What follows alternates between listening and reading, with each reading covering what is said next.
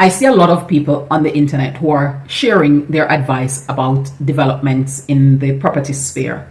And a lot of them are quoting or referring or praising the fact that BRRRR is the best thing ever.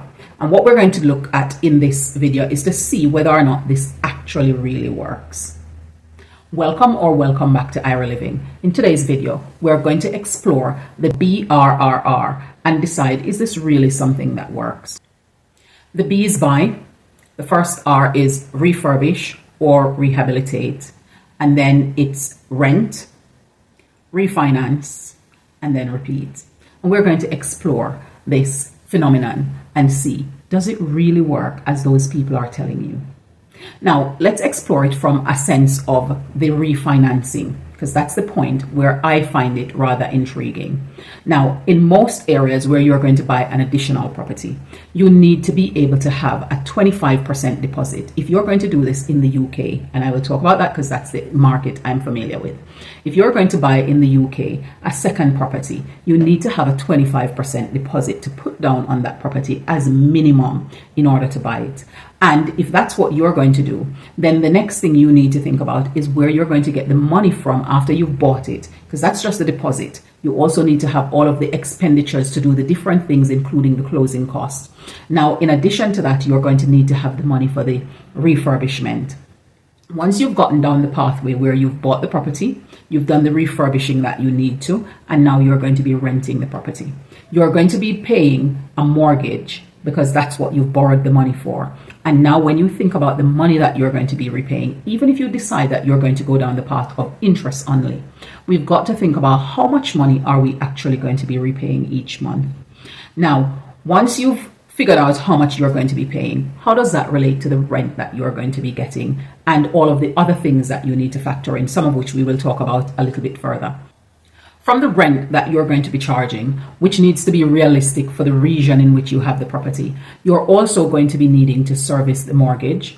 You're going to need to service the insurance for the property. You're going to need to service the tax that you're going to be paying at the end of the year. And you need to be creating a maintenance fund so that if there is anything that needs maintaining with the property, you now need to do that. When you take out the interest that you're going to be paying on the mortgage, which most of them will suggest that you do rather than doing a repayment program, you do an interest only. When you think about the interest you're going to pay and all of these other expenditures that you're going to also need to pay in order to maintain it, then you now start to think, well, how much money is actually going to be left over and available for me to go and do a refinancing on the property?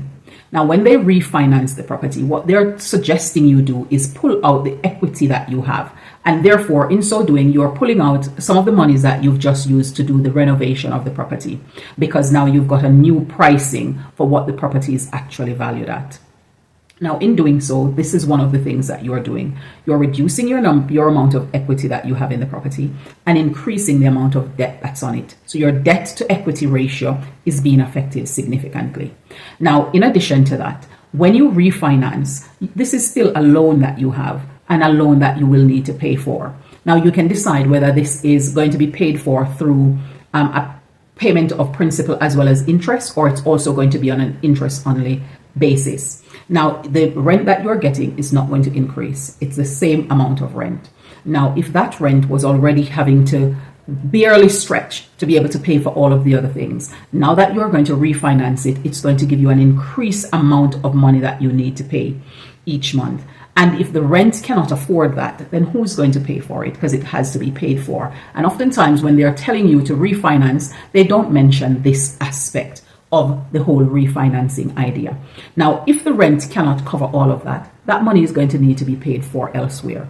A lot of the people who are also suggesting that you go down the BRRRR route are also suggesting that this is your means of livelihood because it's your stream of income. Well, if you're having to strap that rent so very, very tightly, how then is it going to cover the costs that you're going to be having for your living?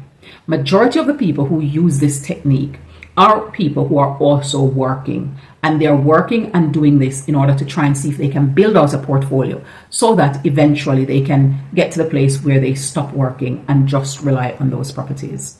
The downfall to that concept of doing that is that they run the risk of not being able to maintain themselves thereafter because there's not enough money to go around. Because if they keep pulling out the equity out of the property, then what's going to be left behind after they get the rent payment on each of those properties?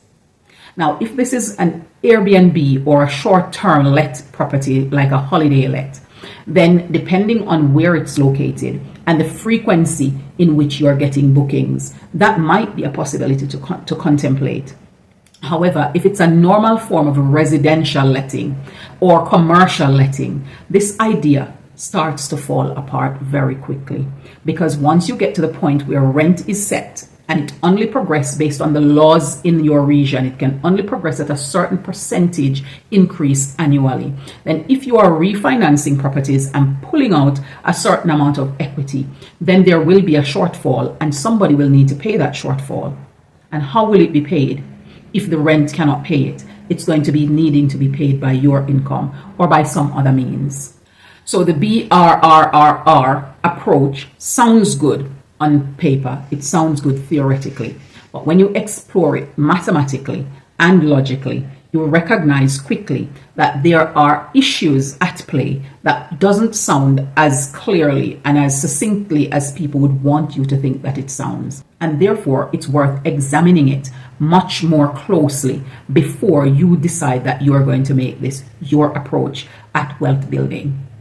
The idea of refinancing and pulling out the monies you put down for deposit, the monies you paid in the closing costs, and the monies you paid for refurbishment sounds very good. However, realistically, it's not as practical as it sounds. And therefore, there is a possibility that it could work. And for that to happen, you have to make sure that the amount of money you're going to be pulling out will still be able to be serviced by the rent that is being paid monthly.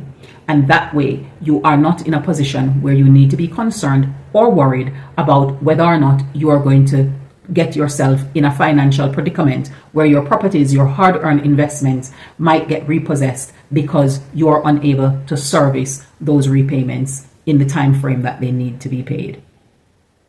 Now that you have an insight into the BRRRR approach to property investment, tell us in the comment below if you've trialed this approach and how it's worked for you. If this explanation has helped to bring clarity with regards to that approach to you as well.